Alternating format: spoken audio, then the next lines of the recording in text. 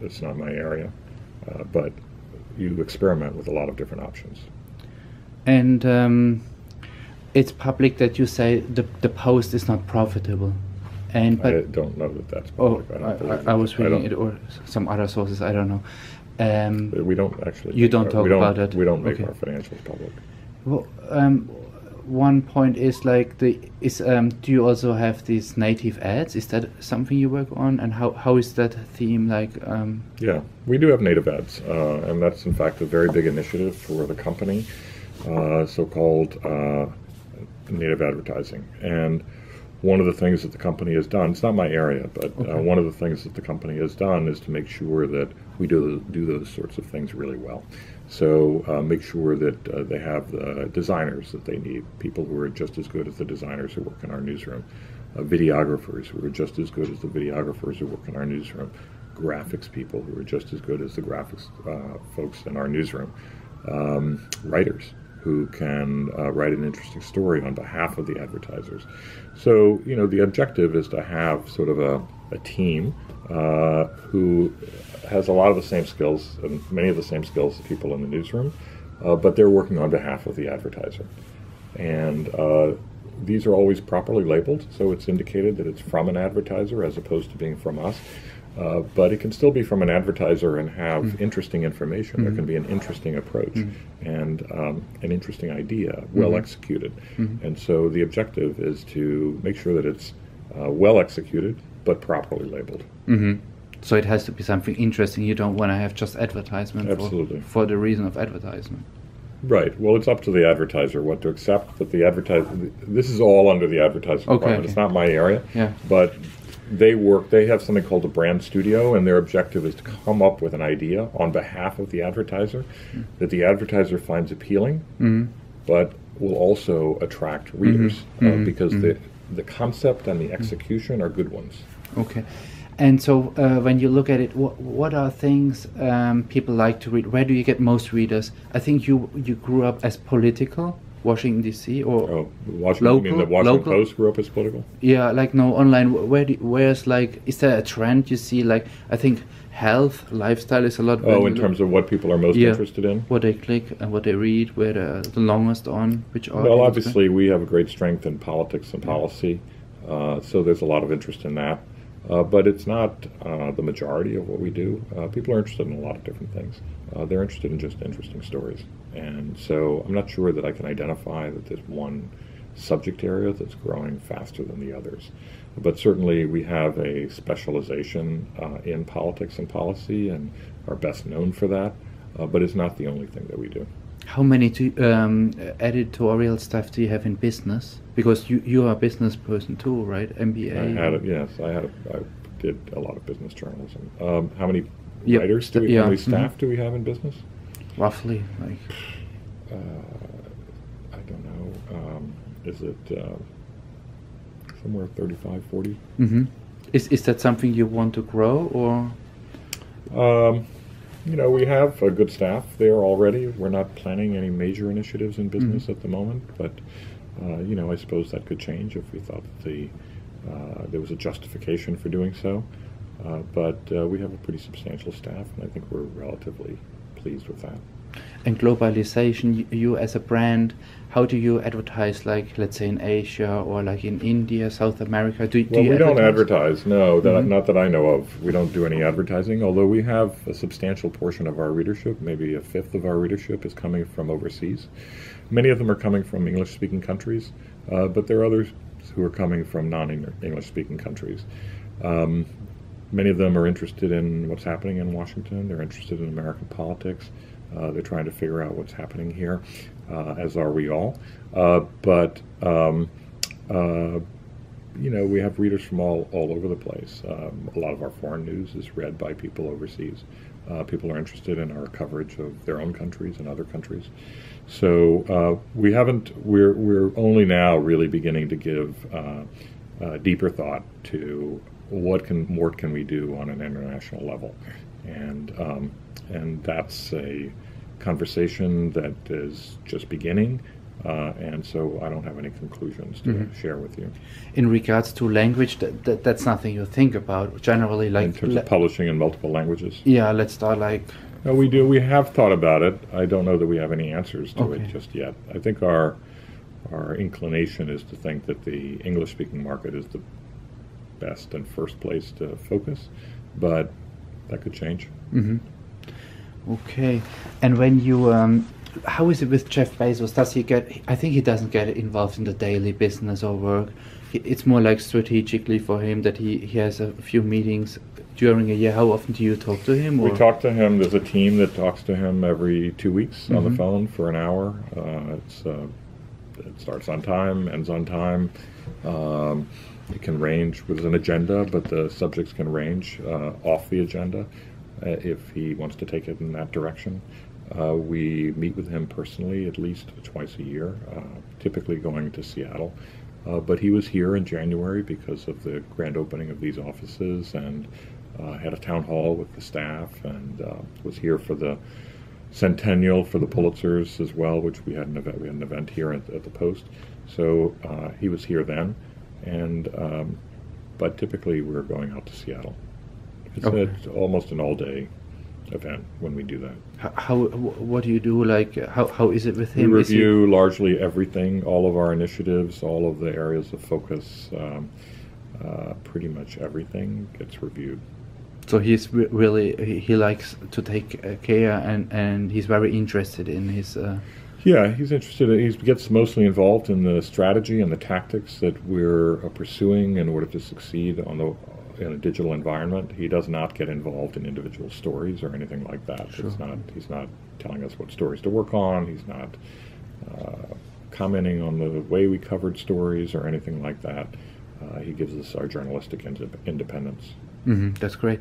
And when you now look at online and print, I think you merged them all the stuff together, right? There's not so much anymore. Yeah, that goes back quite a ways. That's well before I even started here in 2013. We combined all the digital and the print all in one news organization. How do you decide what to put in print and what just online, or is there? We put everything online. We put everything online, and we put things online, stories online when they're ready. We don't worry about whether it's going to appear in print the next day or even 2 days later.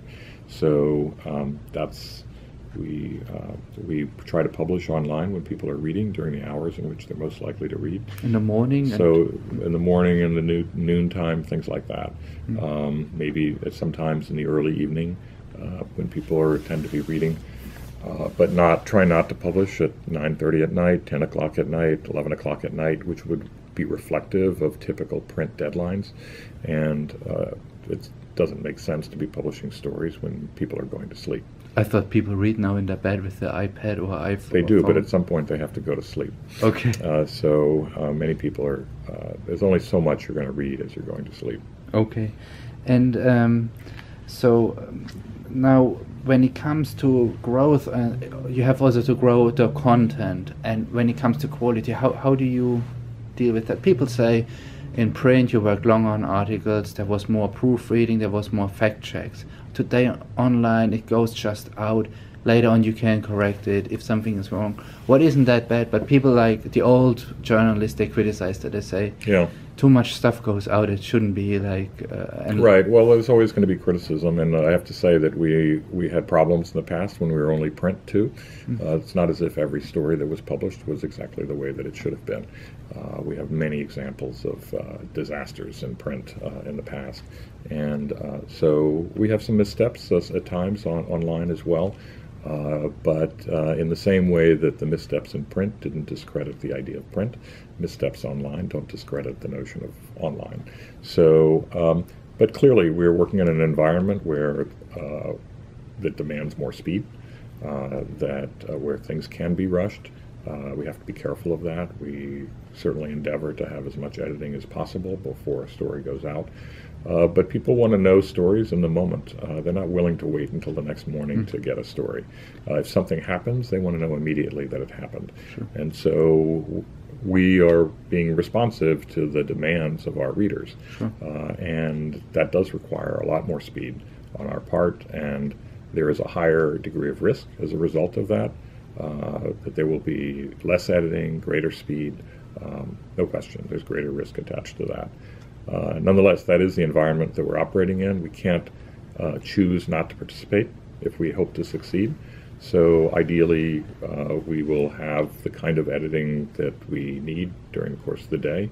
And part of what we're doing in terms of shifting our deadlines to an earlier hours and publishing throughout the day is that we're also moving a lot.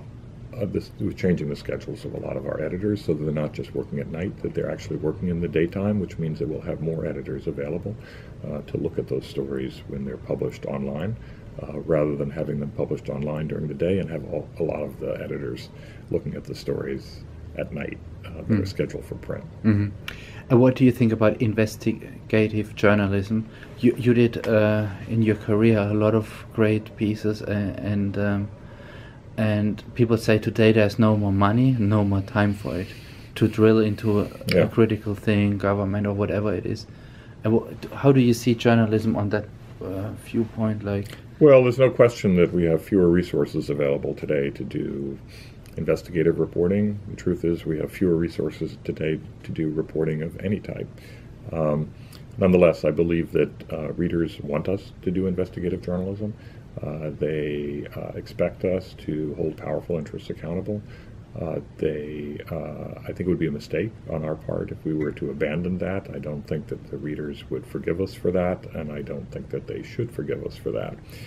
So it's incumbent upon editors, owners, publishers to try to find the resources to do this kind of work, because I think our readers expect that of us. I think it's core to who we are as journalists, and it's essential to our brand. It's essential to distinguishing us from everybody else who is out there. And so to some degree it comes down to a matter of will. Are there other things that we're willing to give up in order to do investigative journalism? And I think from time to time we simply have to make that choice that says, okay, well, this month maybe we'll accept somewhat lower traffic in order to do a story that's absolutely essential to be done. But it falls to the editor primarily to make that decision, to make that choice, and I think that we should make those choices, and I think it would be a mistake if we abandon that mission. Mm-hmm. So you have a long-term thinking on that one.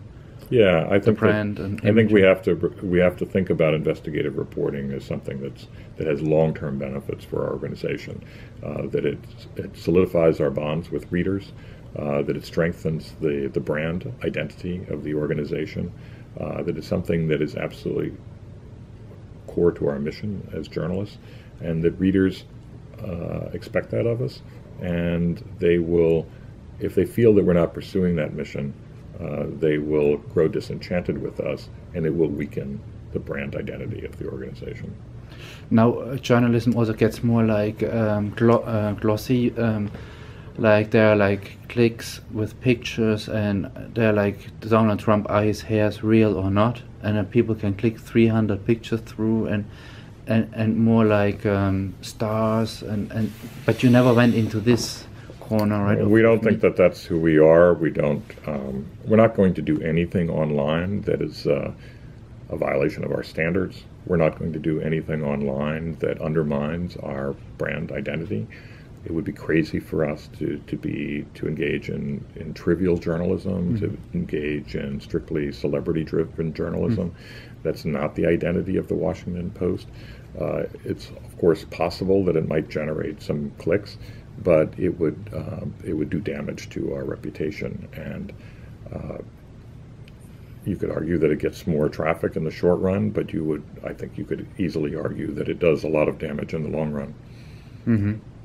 And a freelance journalist, I was reading you have roughly like 800-900? It's more than that. It's over 1,000 now. Over 1,000? As part of our Washington Post talent network, yeah. How does that work? Can you describe it quickly? There are many journalists who are available to work for us all around the country and even around the world, and including in video, who are available. Many of them are people who retired and want to continue working. Some of them are people who are unemployed as a result of the the layoffs that have occurred in the field, and they want to keep working and develop a freelance career or just write some freelance work. Some of them are underemployed and they have time for additional work. Some of them are employed and they also have time for work on the side and are permitted to do that work on the side. So there's a large pool of journalists who are available all over the country and all over the world, and they represent eyes and ears all over the place for us, and we want them to provide stories for us, either stories for the newspaper, but stories for online, contribute to our blogs in every conceivable subject area. And we have a process by which we vet them. We determine whether these are people that we're willing to retain. They meet our standards. And we have an online system for pitching to them, and they have an online system for pitching ideas to us. We pay them immediately. We can rate them, their performance. The information about all the journalists is available online easily, and anybody in the newsroom in any department can see that information. When there's a major breaking story, let's say a mass shooting, very frequently we will have somebody who's in our network who is situated close to that news event and who can get to the scene very fast. Mm-hmm. And also that happens to be a person who's familiar with the area, mm-hmm. And maybe familiar with a lot of sources locally as well. Mm-hmm. Mm-hmm. And the pay, how is that like? Is it more like how much do you pay per hour? It depends very much on the individual mm-hmm. piece, what mm-hmm. kind of piece it is, how long it is, how much effort was required, things like that. Mm-hmm. So it's hard to say. There's no one rate, so a lot depends. Mm-hmm. And is that a trend that it goes away from full time? I see it everywhere in the Western world, like more to contractors. Yeah, no, I don't know that it's a trend. I mean, I think that it's one tool for us. I mean, we still need foreign correspondents who are part of our staff. We're not, as I said, we're adding to that. We're not reducing that. We still need people to cover the agencies here in Washington. We still need people to cover different beats in business and in sports and locally. We need people to cover the arts. So we need our regular staffers to cover for things that we cover regularly, but for those things that we cover irregularly, only from time to time or as news develops, we have an opportunity to use a freelance network for that. Mm-hmm. And your online, it was just released 73 million users. Right. Yeah. That's close to the record you had, right? 73? Yeah, it's not quite the record, but mm-hmm. It's close. It's close. What is your goal? We don't have a specific goal. Just to grow that, right? That's a goal. That's right. Mm-hmm. And okay, that's very great. One more thing I have. The budget that native. The income stream, to understand it, but you can't talk a lot about it, right? Okay. Because that's I think when you have growth on the visitors, you automatically have growth on the income. Right. But I'm not in a position where I can release any numbers or anything like that. So.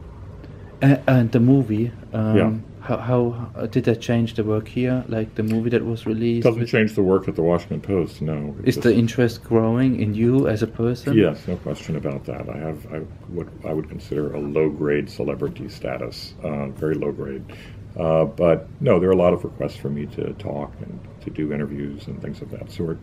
And I'm happy to do it. I think the movie was a great movie. I hope it does some good for journalism.